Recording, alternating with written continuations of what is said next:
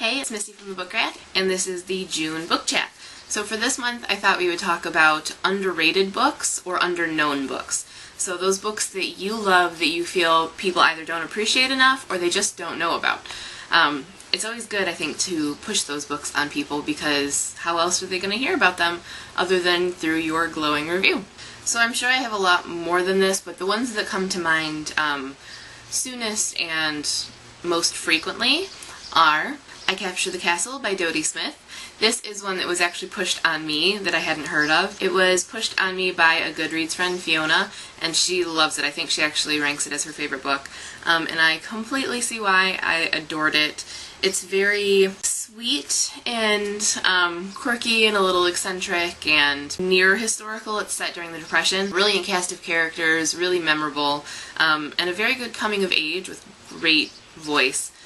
So I highly recommend that one. Sun and Moon, Ice and Snow by Jessica Day George. This is one of my favorite fairy tale retellings. You may recall it from my top 10 favorite fairy tale retellings video. It's a retelling of East of the Sun, West of the Moon, which I like, and it was just done really well in my opinion. I love the main character, the lass, and just the whole world building. I love the bear. And I think that it does the tricky aspects of the romance really well, better than any of the other retellings that I've read. Next, I have the Song of the Lioness series by Tamara Pierce, and really anything by Tamara Pierce. I read the first book, Alanna, the First Adventure, when I was maybe 12, and I don't remember why I picked it up. I think it had been pushed on me by a librarian, or I don't know. It was not the type of book that I normally read, so it was just really out of character for me, and I was kind of dubious on whether I would like it, but I was bored, I think, and I decided to give it a chance, and I tore through them. I loved them. Pierce writes these great, very strong female characters, and builds interesting worlds, and to that point I hadn't read anything like it, and it really changed my perception of what fantasy was, and what a strong female character was, and what world building and what a book could be. And it's impressive, I think, when a book or an author is able to do that, is able to shift what you look for in a book, and Tamara Pierce definitely does that. We Have Always Lived in the Castle by Shirley Jackson. This one is a novella, and I think it tends to get looked over because of that. People don't seem to pick up shorter works, and I'm not sure why that is. I think that it's because they feel that they're not going to get the same level of development as they would in a lengthier work. And for this one, at least, I want to say that that's categorically untrue. Shirley Jackson wrote The Lottery, the short story The Lottery, which I'm sure many of you read in school, or are reading in school. And she applies that same kind of off worldview to We Have Always Lived in the Castle. It's very, very quirky, definitely a bit on the dark side. It has one of my absolute all-time favorite narrators, Mary Cat Blackwell.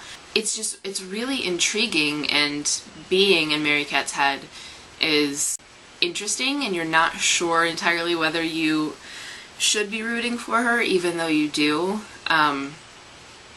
It's just a great little sort of American Gothic story, and it just completely takes over your brain. And I mean, at 170 some pages, it's something that you can fly through, but for all that, it leaves this huge lasting impression. She really packs a lot of storytelling into those 170 pages, and it's one that no one really seems to know about, and that's a shame. Kindred by Octavia E. Butler. This book really impressed me to no end with its characterization and its ability to make you have conflicting emotions and really delve into the gray areas of a very difficult subject. The main character, Dana, is a black woman who has like a seizure or something, and she ends up getting sent back to pre-Civil War South and rescues a plantation owner's son.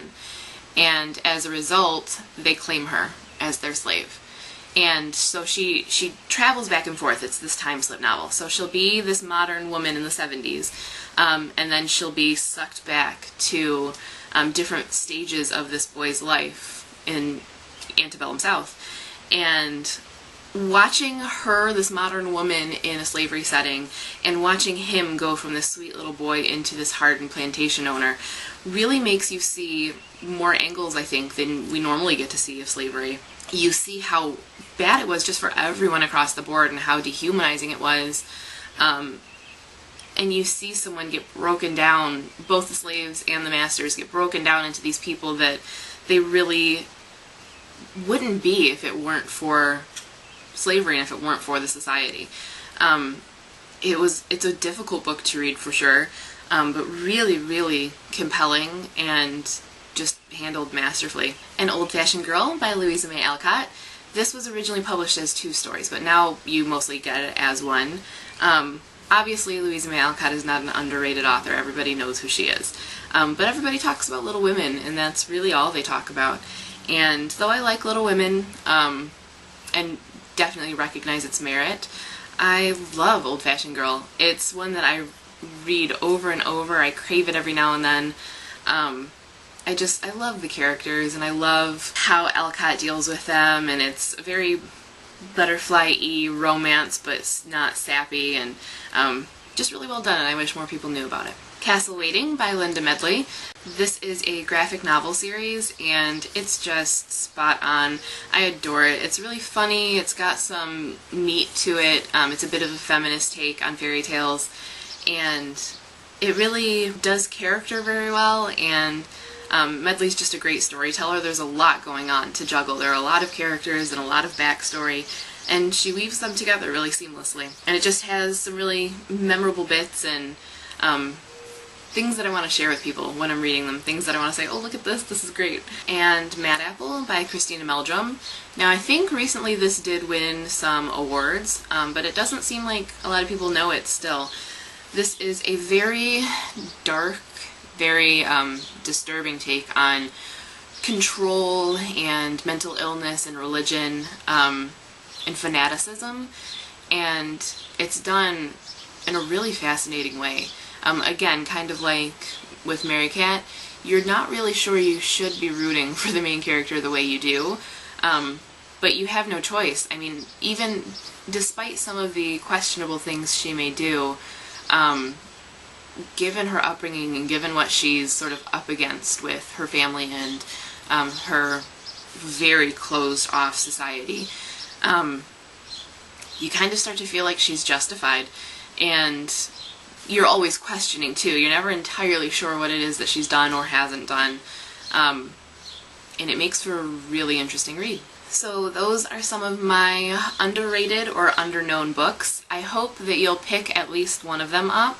If you want to know more about them or you've read them and want to chat about them, definitely leave me a comment because I love all of them and we'll talk your face off about them. I'd love to hear what your underrated and underknown books are. You can leave them in the comments or do a vlog or blog, of course, and if you do, make sure you link it up at the linky on thebookrat.com. I will leave that below. Can't wait to see what you guys share, and if you do have these books that you love and you're passionate about and you feel like people don't know about them, talk about them. Share them with people. Buy a copy and push them on people. Word of mouth will make them rated and known quicker than anything. That's it for me for this month's book chat. If you have ideas for future book chats and things you want to see, let me know. And as always, happy reading!